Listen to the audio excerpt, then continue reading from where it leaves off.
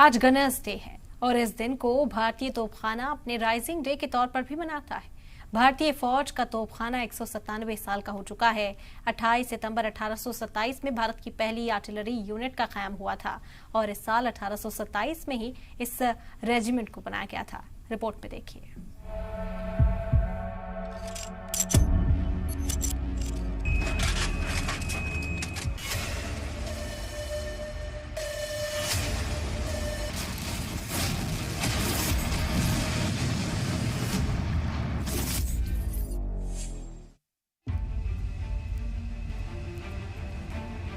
भारतीय फौज के तोपखानों का आम हथियार अब 155 मिलीमीटर की तोप ही होगी।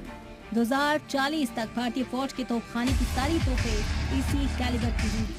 आसान अल्फाज में 155 मिलीमीटर की तोप का मतलब है बड़ा धमाका, सटीक निशाना और दुश्मन में तबाही फैलाने की फायर पावर।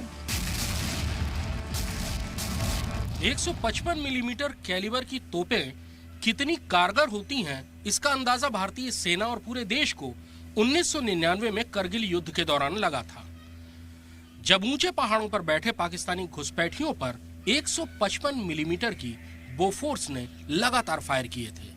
बोफोर्स के भारी गोलों ने पाकिस्तानी घुसपैठियों के मजबूत मोर्चों को चकनाचूर कर दिया था। पिछले एक दशक में भारतीय सेना में 4 तरह की तोपें शामिल हुई हैं और ये चारों ही 155 मिलीमीटर कैलिबर की ही हैं। ATAGS 155 मिलीमीटर कैलिबर में दुनिया की सबसे लंबी रेंज की तोप है, जो 48 किलोमीटर तक फायर कर सकती है। माउंटेन गन सिस्टम यानी MGS की जरूरत भारतीय फौज को सबसे ज्यादा है।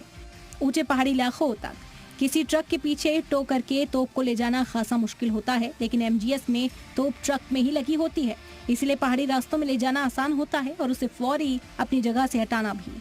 MGS के लिए भारतीय कंपनियों को मौका दिया जाएगा। भारतीय सेना के तोपखानों से 155 मिलीमीटर की 4 तरह की तोपों के अलावा सबसे ज्यादा तादाद में 150 मिलीमीटर की हल्की फील्ड तोपें हैं। इनकी रेंज 17 किलोमीटर तक की होती है और तबाही फैलाने की कैपेसिटी 155 मिलीमीटर से काफी कम होती है। इसके अलावा तोपखाने में 130 मिलीमीटर की रूसी मूल की तोपें हैं, जो 4 दहाई से ज्यादा पुरानी हो चुकी हैं। इन तोपों को भी बदला जाना है। 122 मिलीमीटर की तोपें भी तोपखाने में हैं, लेकिन इनकी तादाद बहुत कम है और ये रिटायर हो रही हैं। 300 स्वदेशी शारिंग तोपों का ऑर्डर भी दिया जा चुका है। शारंग पुरानी 130 मिलीमीटर की तोपें हैं, जिन्हें ऑर्डिनेंस फैक्ट्री बोर्ड ने 155 मिलीमीटर का बनाया है।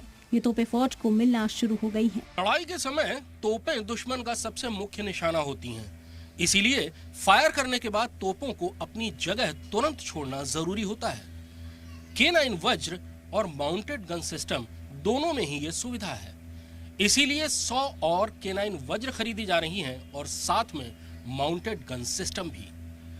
साथ ही अगर भारतीय सेना के तोपखाने में सारी तोपें एक ही कैलिबर यानी 155 मिलीमीटर की होंगी तो उनके लिए गोलों की आपूर्ति करना भी आसान होगा। कृष्ण मोहन मिश्रा, जी मीडिया, दिल्ली।